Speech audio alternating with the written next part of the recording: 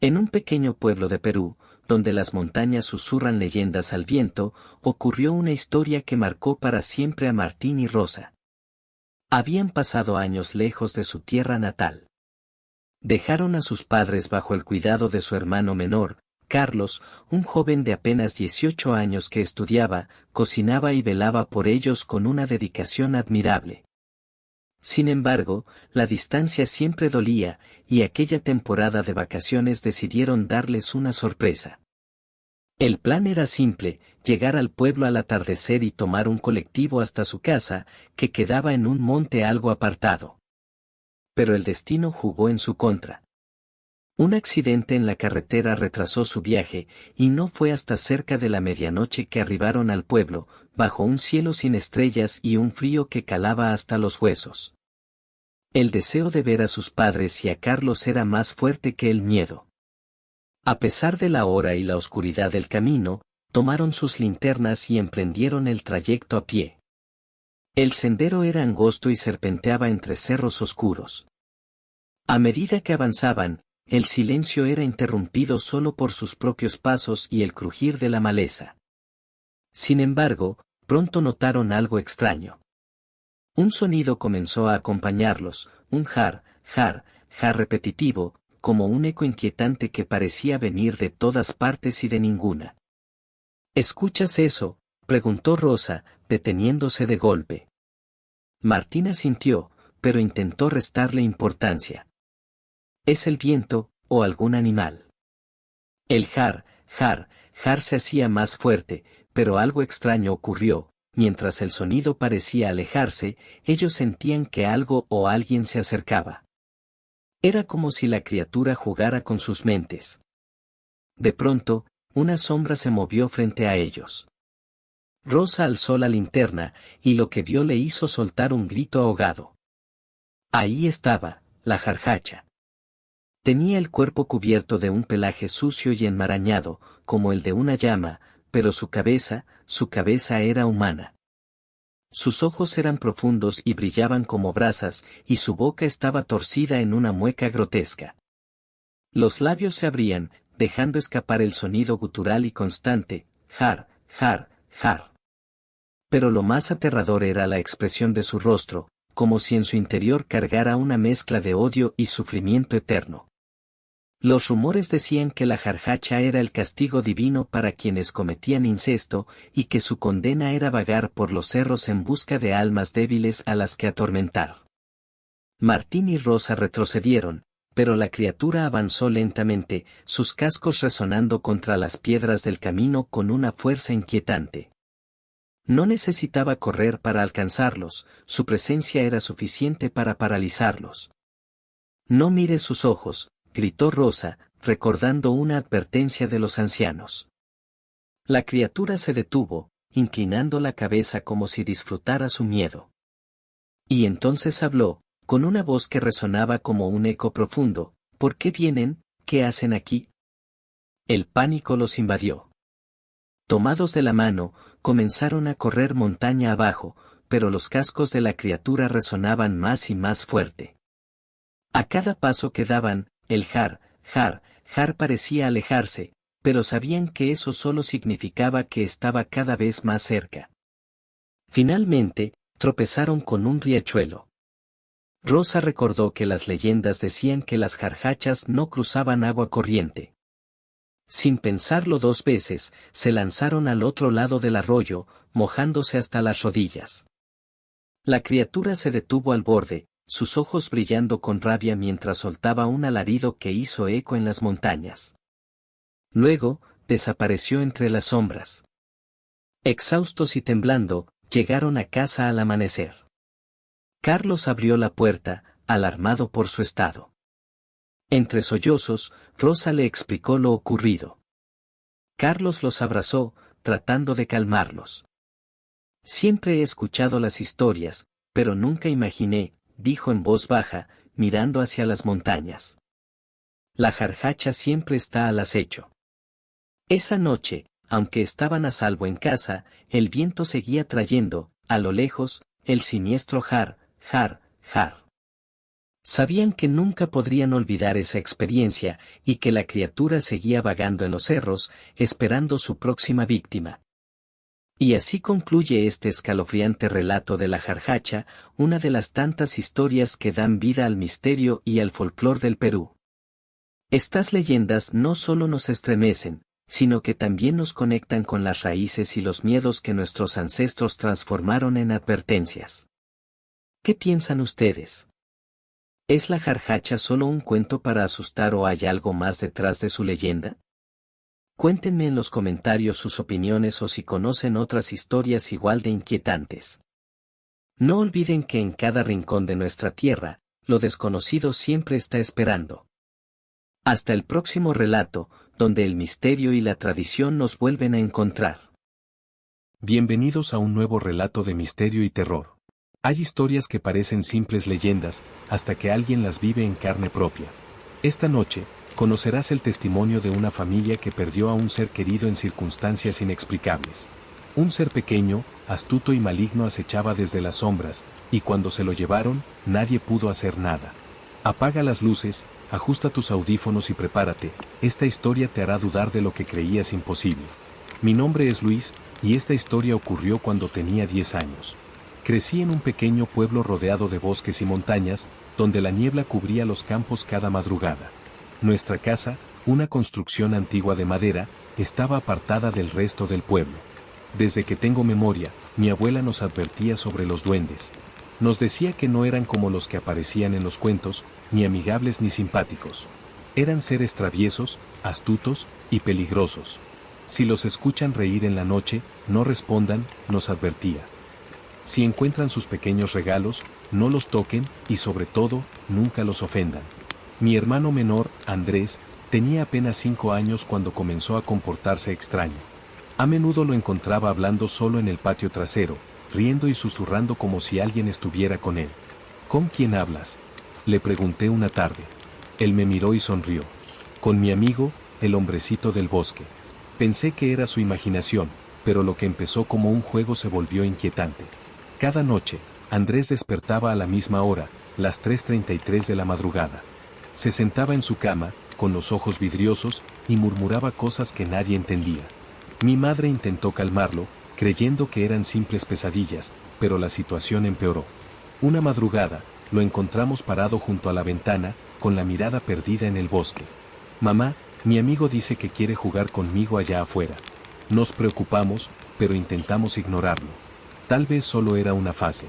Pero entonces, empezaron a suceder cosas extrañas. Una mañana, encontramos huellas diminutas en el suelo de su habitación, como si alguien de pies descalzos hubiera estado allí. A veces, escuchábamos risitas agudas en la noche, provenientes del bosque. ¿Y lo peor? Andrés comenzó a recibir pequeños regalos en el umbral de la casa, piedritas brillantes, hojas perfectamente dobladas, y hasta un diente humano. Mi abuela, al ver eso, se persignó. Nos están tentando, susurró. Si acepta su regalo, se lo llevarán. Intentamos mantenerlo dentro de la casa, pero una noche, Andrés desapareció. Era la madrugada cuando escuchamos un sonido extraño en el patio. Algo como risas lejanas, casi un canto. Mi madre fue la primera en despertar y al mirar por la ventana, su grito nos despertó a todos. Andrés estaba de pie en medio del patio, descalzo, con los brazos extendidos, como si esperara que alguien lo tomara de la mano. Corrimos hacia la puerta, pero cuando salimos, él ya no estaba. Buscamos desesperadamente. Los vecinos se unieron a la búsqueda, la policía rastreó la zona con perros, pero no había ni rastro de él. Solo encontramos sus pequeñas huellas, que se adentraban en el bosque y de pronto, desaparecían. Como si algo lo hubiera levantado en el aire. El único que nos dio una explicación fue don Ramiro, un anciano del pueblo. Se nos acercó con el rostro serio y nos dijo con voz apagada: no lo busquen más. Se lo llevaron los duendes, y ellos nunca devuelven lo que toman.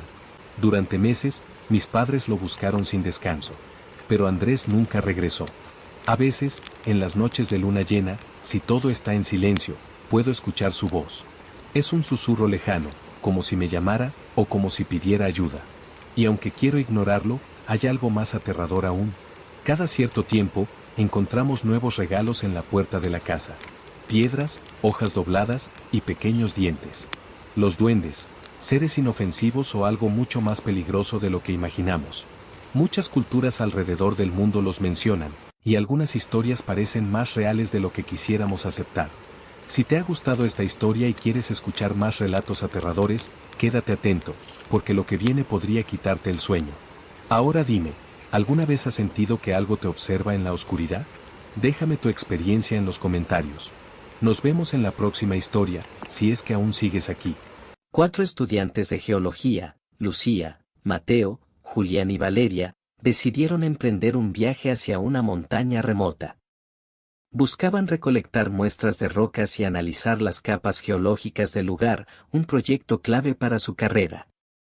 El destino estaba a 4 horas de un pequeño pueblo montañés, donde las temperaturas descendían drásticamente durante el mes de julio. Al llegar al pueblo, notaron un ambiente inusual. Las calles estaban desiertas, y los pocos habitantes que encontraron los miraban con rostros sombríos. Un anciano en una tienda les advirtió: "Este no es el mes para subir. El frío no es lo único que acecha en la montaña". Sin embargo, el entusiasmo juvenil y la presión por cumplir con sus estudios les hizo ignorar las advertencias. Compraron provisiones, leña, mantas, comida enlatada y un farol, y emprendieron el camino al anochecer, confiando en que llegarían al refugio antes del amanecer. Mientras ascendían, la oscuridad se hacía más densa, y un viento helado cortaba su piel. A mitad del trayecto, se toparon con un grupo de campesinos que descendían apresurados, sus rostros pálidos por algo más que el frío. «Regresen», les dijo uno, con voz temblorosa. «No es seguro. La montaña toma lo que quiere en esta época». Pero los estudiantes, confiados en su equipo y su preparación, decidieron continuar. La curiosidad y la determinación les empujaron hacia lo desconocido. A medida que subían, el bosque se volvió más denso, y un silencio antinatural invadió el ambiente. Ya cerca de la medianoche, Julián se detuvo en seco. ¿Escucharon eso?, preguntó, mientras su linterna iluminaba los árboles cubiertos de escarcha. Un sonido extraño resonó en la distancia, como un silbido prolongado que el viento no podía explicar. El grupo trató de convencerse de que era el viento entre las ramas, pero los ruidos se hicieron más persistentes, acercándose lentamente. Al llegar a un claro donde planeaban acampar, descubrieron un antiguo altar cubierto de símbolos tallados en piedra. Las marcas eran extrañas y parecían recientes, como si alguien o algo las hubiese hecho. De pronto, el silbido se transformó en susurros. Las palabras eran ininteligibles, pero llenas de una malevolencia que helaba la sangre. Decidieron instalar su campamento allí. Sus pies y manos estaban helados, y al intentar hacer una fogata, se dieron cuenta de que la leña se consumía rápidamente, sin ofrecerles el calor suficiente. El frío era tan intenso que, aunque se juntaron los 4 en un intento de calentarse, no lograban sacudirse la sensación gélida. Lucía, con voz quebrada, dijo: «Nunca debimos venir. Debimos esperar hasta el amanecer». Fue en ese momento cuando escucharon ruidos extraños afuera de la carpa. Un crujido seco, como si algo pesado se moviera entre las ramas cercanas. Nadie quiso salir a investigar. Decidieron tomar el licor que habían llevado para calentarse, pero este apenas logró mitigar el frío que los aquejaba. De repente, Mateo habló en un susurro urgente. ¿Escucharon eso? Suena como cascos de caballo. El grupo se quedó en silencio, y a través de la tela de la carpa vieron una sombra alargada que pasó lentamente a su lado. Parecía la figura de un hombre, pero algo estaba mal. Julián, intentando mantener la calma, murmuró: «Debe ser un poblador con su caballo. Vamos a ver». Nadie quería salir al principio, pero la curiosidad pudo más. Al abrir la carpa y apuntar con las linternas, vieron algo que les heló aún más que el frío, una figura humanoide, con torso y brazos de hombre, pero sus piernas eran patas de caballo cubiertas de un pelaje negro. La criatura los observó fijamente, con ojos rojos que parecían arder en la oscuridad. Sin emitir sonido, dio un salto y desapareció entre los árboles. El pánico se apoderó de ellos. Sin pensarlo dos veces, recogieron lo poco que pudieron cargar y emprendieron el descenso de inmediato, sin detenerse ni mirar atrás. La montaña parecía más oscura y hostil que antes, y el camino, interminable. Al llegar al pueblo al amanecer, exhaustos y temblando, los pobladores los miraron con asombro. Uno de ellos les dijo: «Es imposible que hayan bajado en una noche. Esa montaña no deja ir a nadie con vida tan rápido, si es que los deja ir». Los estudiantes nunca hablaron de lo que vieron aquella noche. Lo único que quedó de su experiencia fue el recuerdo de un frío que jamás se borraría y la certeza de que hay lugares en el mundo donde lo desconocido reina. Desde entonces, la montaña se convirtió en un lugar del que los pobladores cuentan historias, pero al que nadie osa subir durante los meses más fríos. Y así termina este relato, un encuentro aterrador con lo desconocido en las alturas de una montaña helada.